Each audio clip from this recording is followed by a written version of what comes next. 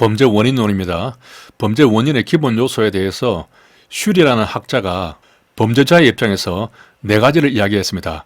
사회적 제재로부터의 자유가 있고, 범행 동기가 있고, 기회나 기술이 있으면 범죄가 발생한다. 이렇게 본 것이죠. 두 번째로 따면 자동 기기가 되겠습니다. 슐이라는 학자의 이름을 보면 슐이죠. 자동 기기로, 안마기 같은 자동 기기로 슐이 이렇게 기억을 할 수 있겠습니다. 룩셈버그입니다. 뒤에 버그란 말이 나오죠. 범인성 소질과 범인성 환경을 이야기했는데 소질이 나옵니다. 햄버거에 보면은 그 패티라고 있죠. 소고기로 만들어진 고기입니다. 그게 소질이죠. 선천적인 요소와 후천적인 요소에 의해서 소질이 결정이 된다. 이렇게 보았는데 선천적인 것은 유전적인 결함을 봤습니다. 체질, 성격 이상, 지능 이런 것들을 후천적인 요소로 봤죠. 환경은 어떤 알코올 중독이라든가 가정해체, 교육부재 이런 환경적인 요소가 범죄에 영향을 미친다고 본 것입니다. 이러한 소질과 환경의 관계에 있어서 내인성 범죄는 소질적 요인에 의한 것이고 외인성 범죄는 환경적인 요인에 의한 것입니다. 범죄는 모두 영향을 받게 되겠죠. 그림을 보겠습니다. 쉴이죠. 자동기기로 쉴이, 룩셈버그입니다. 소질과 환경을 이야기했죠. 자, 개인적 수준의 범죄 원인론을 보겠습니다. 고전주의와 실증주의가 있죠. 고전주의는 계몽주의나 자유주의, 공리주의 사상을 바탕으로 출발했는데 의사 비결정론을 주장을 했습니다. 그냥 의사 비결정론 이렇게 하면 언뜻 무슨 말인지 잘 이해가 안 가는데 여기에 앞에 범죄라는 말이 숨어 있다 이렇게 생각하면 되겠습니다. 범죄 의사가 결정되지 않았다는 겁니다. 인간은 자유의지를 가진 합리적인 인간으로 보았기 때문에 범죄를 하려면은 범죄를 할 수도 있고 또 안 하려면은 안 할 수도 있는 그런 합리적인 인간으로 본 것입니다. 따라서 범죄를 통제하는 가장 효과적인 방법으로 형벌을 강조했습니다. 형벌로서 범죄하려는 의지를 억제할 수 있다는 이론이 되는 것이죠. 이렇게 형벌을 강조하는 것은 그 범죄인보다는 범죄를 범하지 않는 일반인에 대해서 범죄 억제 효과가 있죠. 그렇기 때문에 일방 예방주의를 강조한 것입니다. 또 범죄에 대한 책임은 개인으로 본 것이죠. 사회가 아니다 이렇게 봤습니다. 학자는 베카리아와 벤담이 있는데 둘 다 비읍으로 시작하죠. 베카리아는 앞에 이름 백가리에서 연상을 합니다. 배를 까는 옷은 배꼽티죠. 그럼 배꼽티는 아무나 못 입습니다. 몸매가 좀 균형이 있고 비례가 좋은 여성이 입게 되겠죠. 베카리아가 주장한 것은 범죄와 형벌이 균형을 이루어야 된다. 비례에 맞게 부과를 해야 된다. 이런 주장을 했고요. 벤담은 공리주의죠. 최대 다수의 최대 행복을 주장한 사람입니다. 이 사람도 역시 형벌을 통해서 범죄를 통제할 수 있다. 이렇게 주장을 했습니다. 실정주의를 보겠습니다. 여기서는 의사결정론입니다. 범죄 의사가 어느 정도 결정이 되어 있다는 것이죠. 인간이 마음대로 범죄를 하려면 하고 안 하려면 안 하는 그렇게 인간의 의사에 따라서 범죄를 할 것인지 말 것인지가 결정되지는 않는다. 그렇게 본 겁니다. 그렇기 때문에 자유의지보다는 외적인 요소를 강조했습니다. 이 외적인 요소라는 것은 생물학적 또 심리학적 사회적 성질에 따라서 결정이 된다고 본 것이죠. 이 범죄학에 대해서 과학적인 연구 방법을 추구했습니다. 그렇기 때문에 실증주의가 되는 것이죠. 범죄인에 대해서 교정과 처우를 강조를 했고 형벌뿐만 아니라 보안 처분 등 이러한 처분의 다양화를 강조를 했죠. 생물학적 범죄학의 대표적인 학자가 롬브로조입니다. 이 롬브로조는 의사거든요. 교도소에 가서 범죄의 유형과 그 사람의 신체적인 특징이라든가 인상, 체격 그런 것들을 통계적으로 분석을 했습니다. 그렇게 분석한 결론은 뭐냐면은 인간의 어떤 체형이라든가 인상에 따라서 범죄의 유형이 나누어지더라 하는 겁니다. 그래서 생리적 범죄인론을 주장한 것이죠. 사람이 어떤 유전적인 기질이 있고 체형이라든가 인상에 따라서 어떤 범죄를 범할 것인지가 어느 정도 결정이 된다 이렇게 본 겁니다. 지금 만약에 이런 주장을 하면은 상당히 인권 침해라고 그렇게 말을 할 수 있겠죠. 롬브로조에서 람보르기니를 연상을 하면은 람보르기니는 아주 비싼 스포츠카죠. 아무나 탈 수가 없습니다. 생리적인 부자만 탈 수가 있겠죠. 심리학적으로는 범죄가 어떤 낮은 지능하고 관계가 된다. 혹은 심리학적으로 어떤 범죄를 모방하다 보니까 발생이 되는 그런 부분이 있다. 그렇게 주장을 했죠. 자, 사회적 수준의 범죄 원인론을 보겠습니다. 여기는 사회 구조 원인론이 있고 또 사회 과정 원인론이 있죠. 구조와 과정 이렇게 크게 나뉘는데 사회 구조의 원인이 있다 이렇게 보는 것은 거시적인 관점이 되겠죠. 사회 과정에서 원인이 있다. 이것은 미시적인 관점이 되겠습니다. 사회 해체 이론을 주장한 학파가 있는데 시카고 학파입니다. 이때가 미국의 그 1920년대, 30년대 그때를 배경으로 한 범죄 학파가 되겠습니다.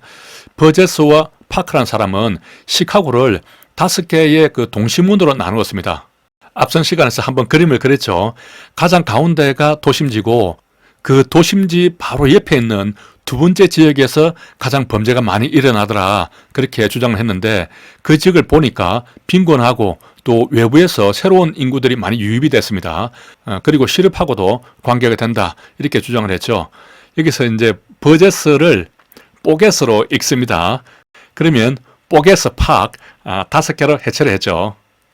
이 시카고 학파들은 깨진 유리창이나 길거리 낙서를 지역 주민들이 무관심하고 정부가 방치한 그런 지역을 틈새 지역이라고 불렀습니다.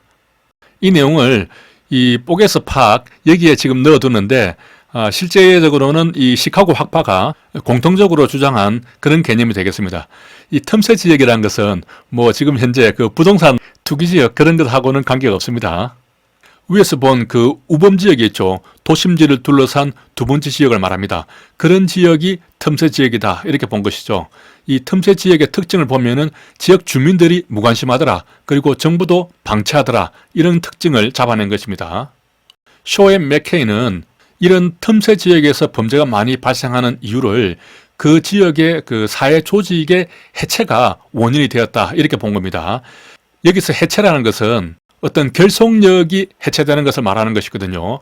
가정이라든가 학교, 이웃들의 결속력이 해체가 되어서 그 범죄 통제 능력을 상실한 경우를 말하는 것입니다. 학자 이름을 보면은 소맥이죠. 소맥을 먹으면은 아주 빠른 속도로 정신과 몸이 해체가 될 수 있습니다. 아노미 사회긴장 이론을 보겠습니다.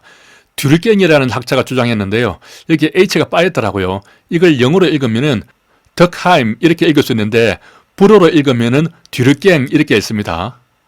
이 사람은 아노미라는 개념을 말했는데 이 아노미라는 것은 규범이 붕괴된 상태를 말합니다. 이러한 상태에서 범죄가 발생한다 이렇게 주장했는데 아노미에서 미음을 밑으로 옮기면 아노미 되죠. 아노미 뒤를 깨버립니다. 그런 것은 퍽치기죠. 술 취해서 비틀거리는 사람이 있으면 아놈이 돌 들고 가서 뒤를 깨버립니다. 그런 사회는 규범이 붕괴된 사회라고 볼 수가 있죠. 머트는 그런 아놈이 뒤를 깨는 것을 보고 항상 긴장하면서 머리에 튼튼한 것을 쓰고 다닙니다. 그게 헬멧이죠. 이 사람은 항상 긴장하기 때문에 긴장 유발 이론을 주장을 했는데 사람들이 어떤 목표 달성에 대한 좌절이 있으면은 긴장을 하게 되고 그 긴장이 범죄를 발생하게 된다는 겁니다. 문화 전파이론은 쇼맥이 주장했는데 범죄는 문화와 같이 부모로부터 아이에게 전달된다. 전파가 된다. 이렇게 주장한 것이죠. 하위문화 이론은 코헨과 밀러가 주장했는데 코헨은 하위계층 청소년들이 목표와 수단에 괴리가 있으면은 그 괴리 때문에 범죄가 발생한다. 이렇게 주장을 했는데 코헨의 코와 괴리 연결시키면 코괴리가 됩니다. 빨리 읽으면 코거리가 됐겠죠. 코거리는 코에 그는 피해싱을 말합니다. 하위계층 청소년들이 보면 미국에서는 코거리, 코 피해싱을 많이 하고 다니죠. 밀러는 미국의 그 맥주 이름입니다. 범죄는 하위 문화 가치와 규범이 정상적으로 반영된 것이다. 이런 주장을 했는데 비정상적으로 반영된 것이다. 이러면 틀린 질문이 되겠죠.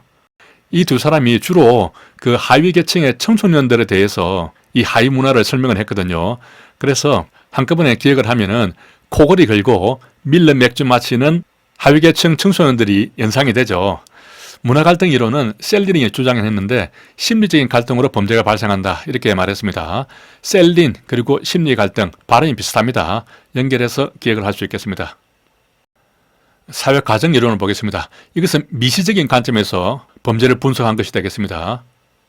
여기에는 학습 이론이 있죠. 학습은 차별적 접촉, 차별적 동일치, 차별적 강화, 그리고 중화기술 이론, 이런 것들이 이제 학습 이론이 되는데, 공부를 똑같이 해도 항상 차별이 생기죠. 차이가 납니다. 이렇게 차별적 이런 말이 나오면은 학습 이론이다, 이렇게 연결을 시키면 되겠습니다. 서덜랜드가 주장했는데요. 소앤 맥케이가 사회해체 이론을 말했죠. 여기에 대비를 해서 사회적 분화라는 개념을 주장을 합니다. 사회해체 이론은 그 무관심한 소외에서 비롯된다고 봤죠. 서로가 결속력이 약해지고. 그런데 이 사회적 분화 개념은 특정 집단과의 어떤 친밀한 교제를 통해서 범죄를 학습한다, 이렇게 본 겁니다. 그러니까 소맥은 소외를 주장했지만은 서덜랜드는 어떤 친밀감을 주장한 것이죠. 이렇게 좀 대비가 됩니다. 이러한 특정 집단을 사회적 분화로 이렇게 설명한 것이죠. 작은 소그룹으로 분화된다, 이렇게 설명을 한 겁니다. 앞선 강의에서 서덜랜드가 그 화이트 칼라의 범죄에 대해서 설명을 한 적이 있죠. 이 화이트 칼라 범죄에 대해서는 사회가 제대로 처벌을 못하고 있다, 그런 주장을 한 적이 있는데, 연결해서 같이 암기를 하면은 서덜랜드는 화이트 칼라 잘못 접촉해서, 차별적 접촉 이론이죠. 잘못 접촉해서 거덜난 사람이 되겠습니다. 서덜랜드. 글레이저라는 사람은 영화 주인공을 모방하고 동일시 하다 보니까 범죄가 발생할 수 있다, 이렇게 차별적 동일시 이론을 주장했습니다. 글레이저란 말에서 글래디에이터, 영화 제목이죠. 이 글래디에이터가 생각이 나면은 글레이저는 영화로서 차별적으로 동일시하고 학습할 수 있다, 이렇게 주장했다는 것을 연상할 수 있겠죠. 서덜랜드는 특정 집단하고 어떤 접촉을 통해서 범죄를 학습한다고 이렇게 이야기했지만은, 글레이저는 반드시 접촉하지 않더라도 비접촉이라도 영화를 통해서 배울 수가 있다, 학습할 수 있다, 그렇게 주장한 것입니다. 차별적 강화는 버제스가 또 나왔습니다. 버제스 에이커스인데, 어릴 때 어떤 잘못한 행위에 대해서 처벌을 안 하고 혹은 오히려 칭찬을 하게 되면은 그쪽으로 강화된다 하는 이론이 되겠습니다. 버제스는 뽀게스로 읽었죠. 뽀게스 아까, 옆집 자동차 뽀게스 아까, 그러니까 부모가 잘했어, 그럽니다. 중화기술 이론은 중화요리 기술이 아닙니다. 중화시키는 기술이 되겠죠. 맛자 식혜가 되겠습니다. 맛자는 마라도에서 온 짜장면의 준말인데, 제주도에 있는 실제 그 중국집이라고 합니다. 중화요리는 맛자에 시키면 되겠죠. 자신의 범죄 행위에 대해서 그 책임이나 비난을 중화시키는 5가지 유형을 이렇게 설명을 했습니다. 책임 부정, 피해 부정, 피해 부정은 가해 부정으로 이렇게 바꿔서 말할 수 있습니다.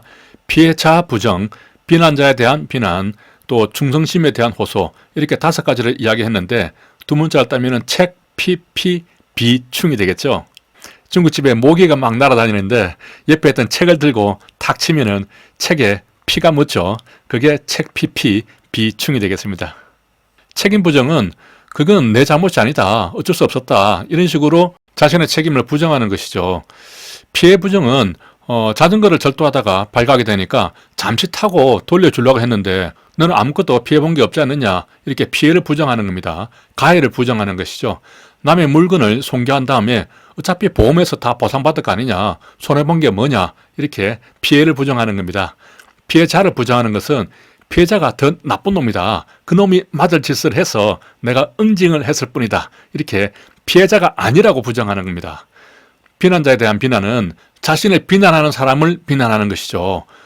물건을 훔친 사람보다 그 주인인 어린이 더 나쁘다, 뭐 이렇게 비난을 한다든지, 혹은 경찰이 더 나쁜 놈이다, 이런 식으로 비난하는 사람을 비난하는 것입니다. 충성심에 대한 호소는 친구들하고 우정을 지키기 위해서 어쩔 수 없었다, 이런 식으로 그 친구들과의 어떤 우정, 조직, 이런 것에 대한 충성심 호소가 되겠습니다. 제주도에 계시는 분들은 혹시 이 맛자에 가서 짜장면을 드시게 되면은 이 책, 피, 비중을 한번 떠올려 보시기 바랍니다. 통제 이론이 있습니다. 사회 유도 이론은 허쉬라는 학자가 주장했는데, 허쉬 하면 생각나는 것이 허쉬 초콜릿이죠. 초콜릿 주면은 사회 유대가 강화되겠죠. 사회 결속을 할 수 있는 요소로서 애착, 참여, 전념, 신념을 주장했습니다. 두 문자를 따면 애참, 전신되죠. 애들한테 초콜릿을 주면은 폴짝폴짝 뛰면서 참으로 전신으로 좋아하죠. 동조 전념 이론은 브라이언 필리비안이 주장을 했는데 읽기도 힘듭니다. 그냥 뽕필로 읽겠습니다. 뽕필이라는 것은 뽕하고 싶은 느낌이죠.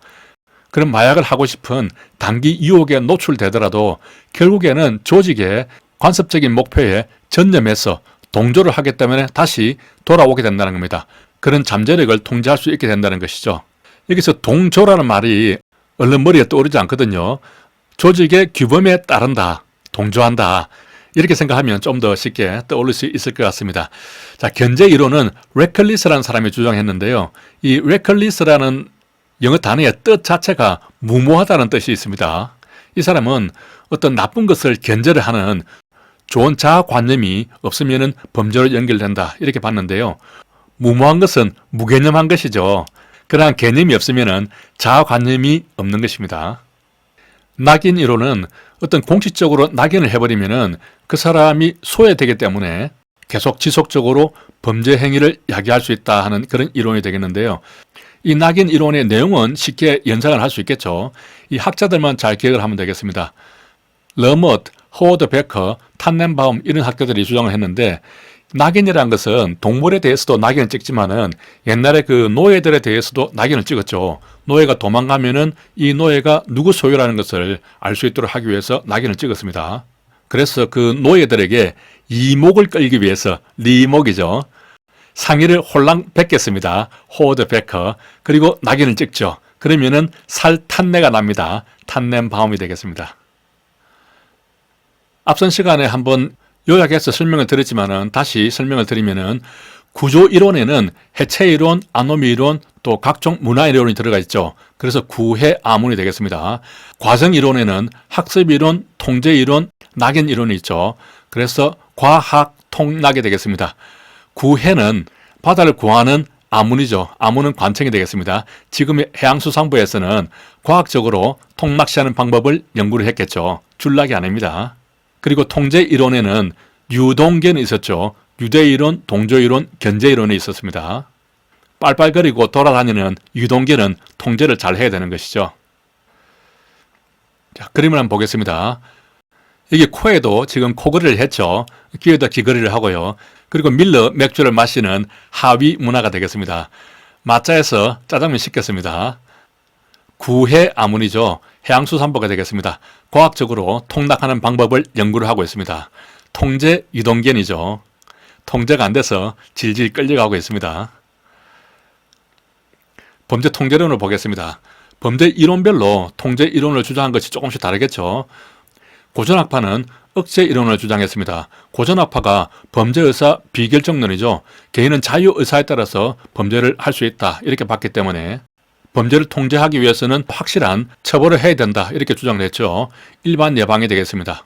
이 이론에 대한 비판은 폭력과 같이 충동적으로 일어나는 범죄에 대해서는 개인의 합리성이 개입되기 어렵죠. 그렇기 때문에 충동적인 범죄에서는 적용하는데 한계가 있다고 보는 겁니다.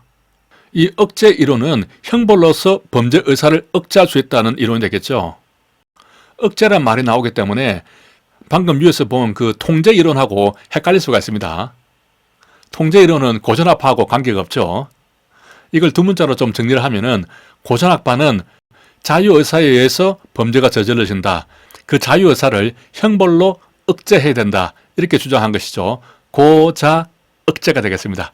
고자들은 억제할 것들이 좀 많죠.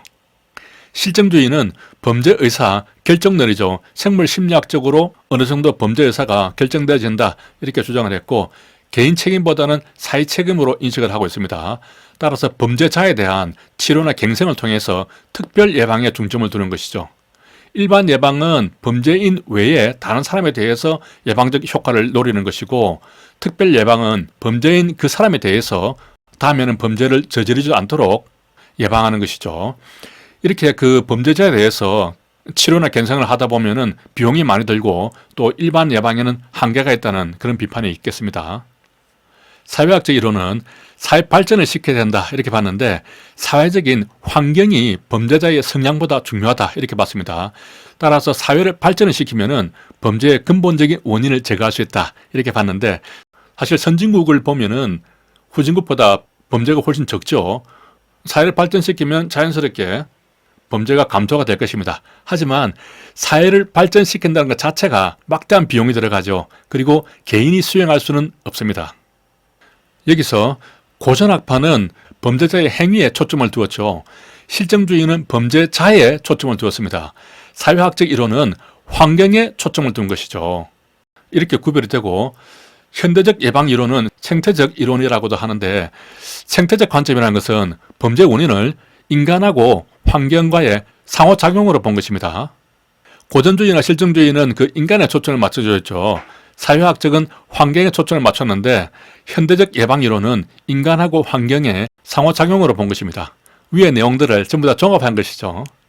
그런 것들을 생태학적인 관점이다 이렇게 보는 것이고 범죄를 용이하게 하는 환경적인 요소로 주택이나 도시를 설계하는 그 단계에서부터 최소화시켜서 범죄 예방을 해야 된다 이렇게 강조를 했죠. 여기서 위에서 나온 그 사회학적 이론은 이 현대적 이론에는 포함되지 않습니다. 현대적 이론은 집, 환, 상, 깨 이렇게 네 가지만 있고 이 사회학적 이론이 현대적 이론에 포함되지 않는다는 것에 주의를 해야 됩니다. 현대로 올수록 그 집을 사는 것이 점점 어려워지죠. 집에 대한 환상은 깨야 됩니다. 발전된 과정을 보면은 근세 이전에는 범죄에 대해서 응보를 한다든지 복수를 한다든지 이런 방법으로 처벌을 했죠. 하지만 고전주의에서는 이제 형벌을 강조했습니다. 복수가 아니라 형벌이나 법에 따른 제재로서 통제를 해야 된다 이렇게 봤고요. 실정주의에 오면서 형벌보다는 교정이나 치료에 중점을 두게 됩니다. 그리고 현대에 와서는 예방에 중점을 두게 되는 것이죠. 현대적 범죄 예방 이론을 보겠습니다. 집합 효율성 이론은 로버트 샘슨이 주장했습니다. 이름에서 로버트란 말이 나오죠. 공장에 가보면은 로버트들이 집합을 해서 일을 합니다. 그러면 상당히 효율적이죠. 주장한 내용은 지역 주민들이 이 범죄 문제에 적극적으로 참여해야 된다 이렇게 강조를 했는데 주민들을 집합시켰죠. 주민 간의 상호 신뢰, 유대 강화, 공동 노력을 강조했습니다. 자, 환경 범죄학을 보겠습니다. 여기에는 환경 설계 이론하고 또 방어 공간 이론이 있겠습니다. 환경 설계 이론은 셉테드라고 부르죠. CPTD 시험 문제에서 많이 나왔습니다. 제프리가 처음으로 주장을 했는데 아버지가 숯공장을 했습니다. 그래서 어릴 때 이 제프리가 아래 나오는 이 뉴먼하고 같은 동네에 살았는데 같이 놀다가 제프리가 쟤를 뿌렸죠. 뉴먼이 눈을 멀게 되었습니다. 그래서 이 제프리는 성장하면서 죄가 없는 곳, 죄가 프리한 그러한 환경 설계에 대해서 관심을 많이 가졌죠. 말 됩니까? 이 사람도 5가지를 주장을 했는데 자연적 감시, 유지관리, 활동성 강화, 자연적 접근 통제, 영역적 강화 이렇게 5가지를 이야기했습니다. 두 문자만 따면은 자유활, 접영이 되죠. 활을 자유형 이렇게 같은 히읗이니까 바꿔보겠습니다. 그러면은 자유형, 접영이 되는 것이죠. 수영의 영법에는 접영이 있지만은 자유영법이라고는 없습니다. 그냥 자유스럽게 모든 영법을 다 쓸 수 있기 때문에 그냥 자유형이라고 하는 것이죠. 여기서는 각 이 형태별로 어떤 사례가 포함이 되는지 그것들을 잘 구별을 해야 됩니다. 자연적 감시는 건축을 설계할 때부터 가시권을 확대를 해서 외부 침입이나 범죄 발견 가능성을 높이겠다는 겁니다. 조명을 밝게 한다든지 혹은 건물의 배치를 외부 침입이나 범죄가 발견하기 좋도록 그렇게 배치하는 겁니다. 설계하는 단계에서부터요. 유지관리는 뭔가 부서졌다면 바로바로 보수를 하는 것이죠. 깨진 유리창 이론도 있잖아요. 유리창이 깨졌으면 바로바로 보수하는 것이 중요합니다. 청결을 유지하고 조명이나 조경을 관리하는 것이 되는 것이죠. 위에서는 설계할 때부터 조명의 위치라든가 조경의 위치를 가시권을 확보할 수 있도록 그렇게 설계하는 것이고요. 여기서는 관리하는 것이 되겠습니다. 자, 활동성 강화는 주민들이 모여서 이렇게 유대감을 증대시킬 수 있는 공공시설을 많이 설치해서 거리의 눈을 활용한 자연적 감시와 접근 통제를 확대하겠다 하는 개념이 되겠습니다. 여기서 보면 자연적 감시란 말도 나오고 접근 통제란 말도 나오거든요. 접근 통제는 밑에 또 나옵니다. 자연적 감시는 위에 있죠. 그렇기 때문에 이 지문이 나오면은 조금 헷갈릴 수가 있습니다. 하지만 공공시설을 설치한다. 이 부분에서 활동성 강화로 이렇게 골라낼 수 있어야 됩니다. 이렇게 골라내려고 하면은 이 전체 종류를 다 알고 있어야 골라낼 수 있는 것이죠. 사례를 보면은 뭐 놀이터나 공원을 설치하고 체육시설을 정대하고 벤치나 정자 위치 또 활용성에 대한 설계를 하게 되겠습니다. 자연적 접근 통제는 일정한 지역에 접근하는 사람들을 정해진 공간으로 유도하거나 외부인의 출입을 통제하도록 설계하는 겁니다. 그래서 접근에 대한 심리적인 부담을 정대시키는 것이죠. 여기서는 출입에 대한 통제를 강화하는 것입니다. 따라서 이 사례를 보면은 모두가 출입과 관계되는 것이죠. 차단기, 방범창, 이것은 창문에 대한 출입이죠. 잠금장치, 통행로, 또 출입구를 최소화한다. 이런 것들이 있을 수 있고요. 영역성 강화는 사적 공간에 대한 경계를 표시하는 겁니다. 주민들의 책임의식과 소유의식을 높이고 사적 공간에 대한 관리권과 권리를 강화하고 외부인들에 대한 침입에 대한 불법 사실을 인식을 시켜서 범죄 기회를 차단하는 것입니다. 기본적으로 사적 공간에 대해서 바운다리를 친다는 그런 개념이 되는 것이죠. 공간을 구분하고 울타리나 펜스를 설치해서 영역을 구분하자는 그런 개념이 되겠습니다. 여기서 울타리 펜스가 나오기 때문에 이것을 접근 통제가 아닌가 이렇게 착각을 할 수도 있습니다. 하지만 접근 통제는 출입을 통제하는 개념이 되겠습니다. 울타리 펜스는 단순하게 그 담벼락 역할을 하는 것이거든요. 이쪽 영역과 저쪽 영역을 구분하는 그런 담벼락 역할로 봐야 되는 것이지 이것을 출입 통제로 봐버리면 틀리게 됩니다. 자연적 접근 통제가 아닌 것이죠. 오스카 뉴먼은 재뿌리가 재래뿌려서 눈이 멀게 된 사람이죠. 그래서 평생 방어 공간을 주장했습니다. 주민들이 거주지역을 자신들의 영역이라고 생각하고 감시를 강화하면 안전할 수 있다 이렇게 주장했는데 영역성을 강조한 것이죠. 여기에 대한 비판은 이렇게 물리적인 환경을 변화시키면 범죄인들도 그런 환경에 적응하는 것이 아니냐. 따라서 범죄 예방에는 주민들의 참여가 중요한데 그런 부분들을 강구한 것이 아니냐 이렇게 본 겁니다. 다시 한번 정리를 하면은 주민의 참여를 강조한 이론은 집합 효율성 이론이죠. 주민들을 집합을 시켰습니다. 그리고 깨진 유리창 이론이 되겠습니다.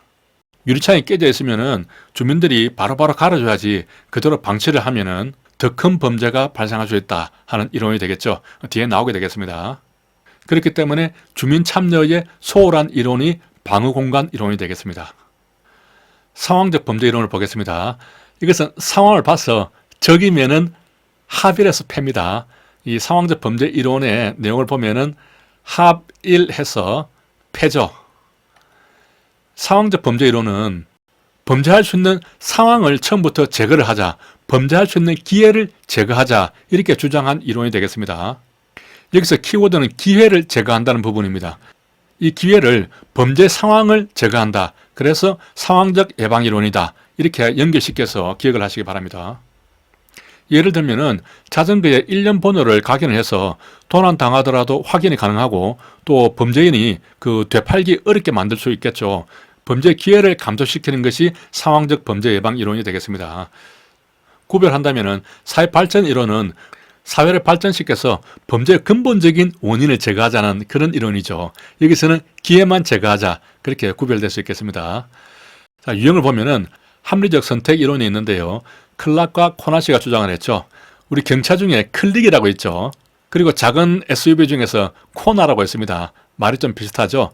클릭이나 코나 이런 차들은 상당히 연비가 좋아서 그런 차를 선택한 사람들은 상당히 합리적인 선택을 한 사람들입니다. 이것은 억제 이론하고 비슷하죠. 고전주의 이론하고 비슷하게 인간의 자유의지를 전제해서 범죄자는 비용과 이익을 계산해서 범죄를 할 것이다. 이렇게 보는 입장입니다. 따라서 신고전주의라고도 볼 수 있는 것이죠. 범죄를 통제하기 위한 방법으로서는 처벌을 확실하게 하면은 범죄 예방이 될 것이다. 이렇게 보는 입장이죠. 일상활동 이론은 코헨과 펠슨이 주장했습니다. 앞선 시간에 그 윤리표준을 공부할 때 코헨과 펠드버거가 나온 적이 있었죠. 코펠의 공안팀 신객 뭐 그런 내용들이 있었습니다. 여기서도 코펠이 나오죠. 하지만 이름이 펠슨이 되겠습니다. 일상활동 이론은 범죄를 예방할 수 있는 방법을 일상생활에서 찾자는 그런 이론이 되겠습니다. 범죄라는 것은 기회만 있으면 누구나 범죄를 할 수 있는 것 아니냐 이렇게 봤죠. 이 사람들이 본 그 범죄 발생의 세 가지 요소는 대상이 있고 감시가 부재하고 또 동기가 부여된 잠재적인 범죄자가 있다면 범죄는 항상 일어날 수 있다 이렇게 봤습니다. 3요소는 대감자가 되는 것이죠. 앞에서 그 범죄 원인에 대해서 쉐리는 이런 주장을 했습니다. 자동기기, 자유가 있고 동기, 기회, 기술이 있으면 범죄가 발생한다. 그렇게 네 가지를 이야기했습니다. 코펠은 세 가지를 말했죠. 대감자입니다. 서로 섞어놓고 문제가 나오기 때문에 구별을 잘 해야겠습니다. 시간, 공간 변동에 따른 구체적이고 미시적인 분석이 되겠죠. 이러한 그 동기가 부여된 잠재적인 범죄자가 범행을 하기 전에 고려하는 네 가지가 있다. 이것을 비바 모델이라고 하는데 이 네 가지는 접근성이 요구한가, 또 가시성, 누가 뭐 감시를 하는가, 또 쉽게 가져갈 수 있는가, 이동이 용이한가, 그 물건이 가치가 있는가, 이렇게 네 가지를 이야기했죠. 두 문자는 접시, 이가가 되겠습니다. 연결하면은 코펠이 주장했죠. 코펠이 대감자 담는 접시가 이렇게 말했습니다. 감자 같은 거는 그 접시에 담아두면은 똘똘똘 굴러가죠. 코펠이라든가 그 대감자를 담는 전용 접시가 있으면은 굴러가지 않고 잘 보관할 수 있겠죠. 여기서 비바 모델이 나오는데요. 이 비바 모델만 뚝 떼놔가지고 문제가 나올 수도 있습니다. 그러면은 이 비바 모델이 코펠이 주장을 했고 일상활동 이론과 관계가 된다 하는 것을 바로 연상을 할 수 있어야 됩니다. 잘 생각이 안 나면은 이 노래를 생각하면 됩니다. 비바, 비바, 비바람이 치는 바다, 잔잔해져 오면. 바다에 비바람 치다가 잔잔해지면 고기 잡으러 가야죠. 일상활동 하러 가야 됩니다. 그렇게 연상할 수 있겠죠. 범죄 패턴 이론이 있습니다. 브랜팅 햄이 주장을 했는데 브랜드 햄 같습니다. 이 사람은 그 범죄인들은 자기가 잘 아는 지역에서 잘 아는 이동 경로를 통해서 적당한 기회가 있을 때 범행을 한다. 이렇게 그 장소에 대해서 연구를 한 사람이죠. 장소적인 패턴 연구를 했는데 이것이 지리적 프로파일링의 토대가 되었다. 이렇게 볼 수 있습니다. 시간적인 패턴이 아니죠. 장소적인 패턴이 되겠습니다. 비엔나 소세지라고 있죠. 비엔나는 오스트리아의 수도인 빈을 이야기합니다. 거기 소세지가 유명한 모양입니다. 여기도 어떤 유명한 햄이 있다면은 아마 그 장소 이름을 따겠죠. 그렇게 장소를 좀 연상을 하시기 바랍니다. 이러한 상황적 예방 이론에 대한 비판도 있겠죠. 범죄 기회를 줄여도 결국에는 범죄인들이 다른 지역으로 가버리는 것이 아니냐. 예를 들면은 강남에 CCTV를 상당히 많이 깔았단 말이죠. 그렇게 범죄 기회를 줄여버리면은 결국 범죄인은 그 인근 지역으로 가게 된다는 겁니다. 그것을 범죄가 전이된다고 이렇게 표현을 하는데 결국에는 풍선 효과만 나타나는 것이지 전체적인 범죄는 줄지 않는 것 아니냐 이렇게 비판을 하는데 이에 대해서 그렇게 범죄가 전이되지는 않고 오히려 강남에서의 그 범죄 예방 효과가 인근 다른 지역에서도 우리도 CCTV를 깔아야겠다 이런 식으로 예방 효과가 확산되는 결과가 생기더라 이렇게 반론을 제기합니다. 하지만 국가 통제 사회 가능성은 있습니다. CCTV를 많이 깔다 보니까 요새화된 사회에 또 국가가 과도하게 개입을 할 수 있겠죠. 빅브라더에 의해서 통제되는 국가 통제 사회가 될 수도 있다. 그런 관점도 있습니다. 자, 깨진 유리창 예를 보겠습니다. 주장한 학자는 켈링과 윌슨이죠. 깨진할 때 켈링하고 발음이 좀 비슷하고 유리는 윈도우죠. 윌슨하고 발음이 좀 비슷합니다. 경미한 무질서의 무관용 정책과 집합 효율성 강화가 범죄 예방에 중요하다 이렇게 주장을 했는데 1990년대 뉴욕에서 실제 이 깨진 유리창 이론이 효과가 있다는 것이 입증이 되었습니다. 이 원칙은 한마디로 무관용 원칙입니다. 유리창이 깨져 있으면은 바로바로 갈아주듯이 경미한 무질서가 있으면은 여기에 대해서도 확실하게 처벌을 해야 이후에 더 큰 범죄를 예방할 수 있다 이렇게 보는 입장이죠. 깨진 유리창을 바로바로 갈아주려면 지역 주민들의 협력이 필요하겠죠. 따라서 집합 효율성 이론하고 일맥상통하는 그러한 이론이 되겠습니다. 비판은 경미한 비행자에 대해서 무관용 원칙을 하는 것은 낙인 효과를 유발할 수 있다 이렇게 보는 것이죠. 자, 그림을 보겠습니다. 이 사람은 뉴먼이죠. 어릴 적 일을 회상을 합니다. 숯공장을 하는 재를 뿌려가지고 눈을 멀게 됐습니다. 그래서 항상 방어 공간을 주장하고 영역성 강화를 주장을 했죠. 코펠이죠. 코펠의 대감자 담는 접시가 이렇게 물어봅니다. 범죄 피해자를 보겠습니다. 주장한 학자가 맨델손이죠. 맨날 데이고 손해보는 사람입니다. 그래서 자기 이름대로 피해자학을 연구를 했죠. 이 사람도 또 5개의 유형을 말했는데요.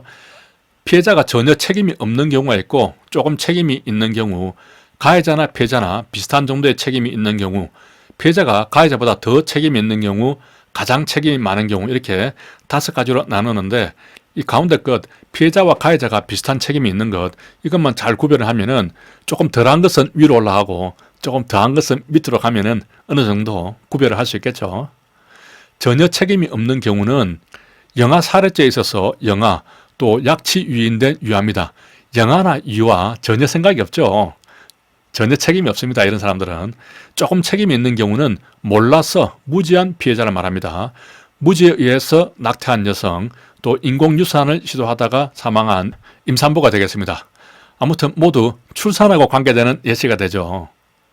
가해자하고 비슷한 정도의 책임이 있는 경우는 촉탁살인, 나를 죽여달라고 하는 것이죠. 자살미수, 동반자살, 함께 자살하는 것이 되겠습니다. 모두 살인과 또 관계되는 범죄가 되겠습니다. 살살살로 이렇게 기억을 할 수 있겠죠. 가해자보다 더 책임이 있는 경우는 유발하는 피해자입니다. 자신의 부주의로 인한 피해자, 또 부모에게 살해된 페루나. 이 예시는 좀 그렇습니다. 공제의 책에 나오는데요.